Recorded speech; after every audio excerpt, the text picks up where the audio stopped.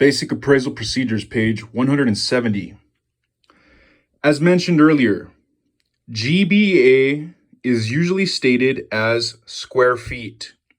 However, for some applications, such as a warehouse, the area might be stated as cubic feet.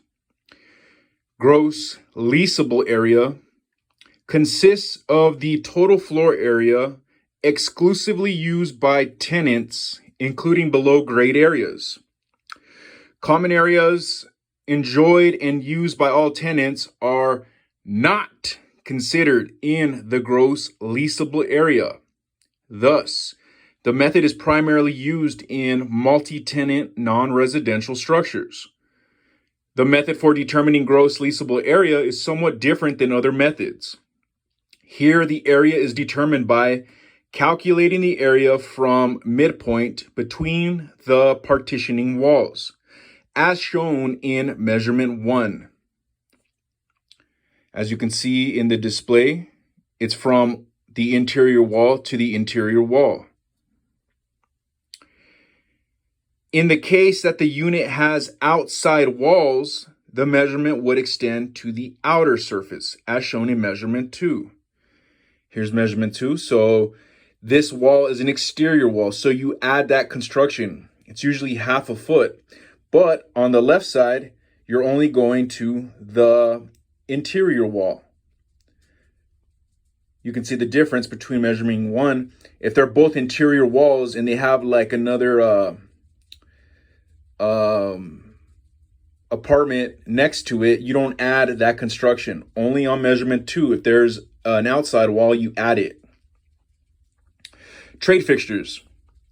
Trade fixtures are items usually associated with a business or profession operating in or on a property. They are not like fixtures in that they are not considered part of the real estate and are considered personal property no matter how they are attached. Appraisers must be observant to know any trade fixtures in a commercial or industrial property. Specialized knowledge and competence may be required to appraise these items. Sometimes trade fixtures can even be found in residential properties. For example, a homeowner could have operated a small beauty salon in one room of the house. There may be special attached cabinetry, sinks, etc., common to the profession that could be considered trade fixtures. But most often, the appraiser will find trade fixtures in a commercial or industrial property where a tenant is operating. For tenant-occupied properties, the appraiser should review the lease for any terms that address trade fixtures and their provisions for removal or making the items permanent. Examples might include specialized lighting, plumbing, electrical items and equipment, shelving, display cases and other display items, signage and trademarked items, hoists, air supply lines, oxygen lines, and controls, restaurant equipment, sometimes including walk-in coolers, storage tanks and devices, service station pumps and canopies. Important points. It is not uncommon for appraisers to encounter large tracts of land and/or trade fixtures in both residential and non-residential assignments. This is another reason general knowledge of non-residential practices is necessary among all appraisers. It is important to be aware of the context in which GLA is used. Gross living area is a measurement for residential properties. Gross leasable area is used for non-residential properties. Page 171.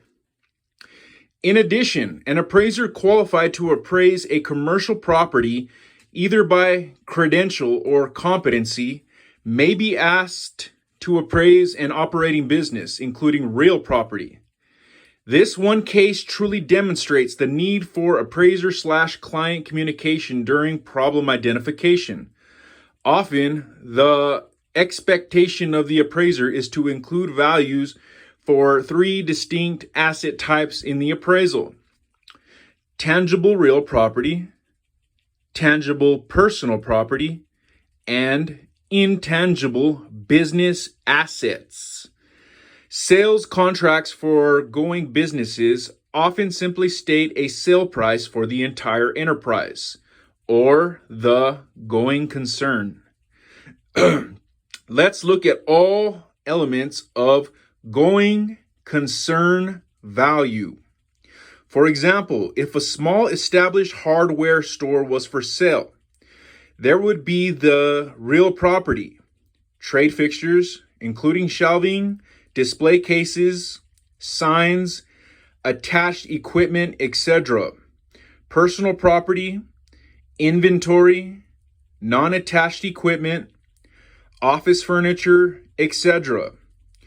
Other considerations are the business assets, likely to include value of the established business, contracts with others, accounts receivable, franchise if any, etc. Unless the appraiser can comply with the competency rule of USPAP for appraising the different assets of a going concern, services may be limited to the appraisal only of the real property. With a going concern value, the appraiser's value opinion for the real property asset would reflect the value of the real property, assuming the hardware store is operating in it. In fact, more than one appraiser may be needed, possibly one for each asset type. Unfortunately, misunderstandings may occur during problem identification without appraiser/client communication. The client could believe the real property appraiser is accepting an assignment, including the considerations of all assets. Reporting methods. Various options for reporting a non-residential appraisal are available both in form and narrative formats. There are software vendors producing programs for each style. Of course, non-residential appraisals can use any of the three reporting options. Number one, self-contained. Number two, summary. And number three, restricted use. Here is a diagram of going concern value. As you can see on the top, you got going concern value. Beneath it, it goes into two categories. One is tangible assets, and the other is intangible assets. From tangible assets, you go down the line and you have real, and then you have personal. That's the end of that whole part of the grid.